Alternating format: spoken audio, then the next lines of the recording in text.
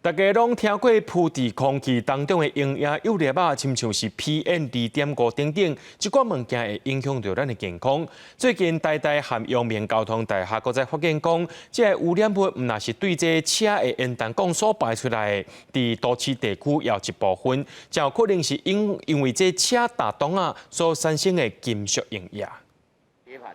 那这个会造成的可能金属的粉屑跟碟盘的消耗。 就影响很大，那它可能会把碟盘的金属刮出来的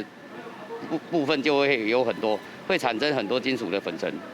都会地区常常咧塞车，尤其是上下班时间，塞车不时就爱打洞，打愈侪摆，内冷甲洞仔盘一直咧，唔若省长车辆，嘛会产生危害空气品质的金属粉尘，透过喘气进入人体。像是汽机车在行驶过程中，因为我们踩刹车，那刹车金属的摩擦过程中，其实会逸散出很多的金属的粉尘。 那这些金属的粉尘其实也是会对健康跟空气品质造成影响。除了大家拢知影的烟弹讲废气以外，台湾大学甲阳明交通大学团队最近研究空气品质，发现车辆打洞所产生的金属粉尘，包括铁、锰、铜等等，嘛可能会造成健康的危害。 其实会造成像是我们一些支气管炎，还有一些呼吸道疾病，甚至呢也会诱发气喘。所以不是单纯的咳嗽而已。 专家提醒，在都市生活时常拄到空气品质的问题，若要保护肺部的健康，上重要的，还是爱挂嘴暗出门。记者麦松营林玉凯台北报道。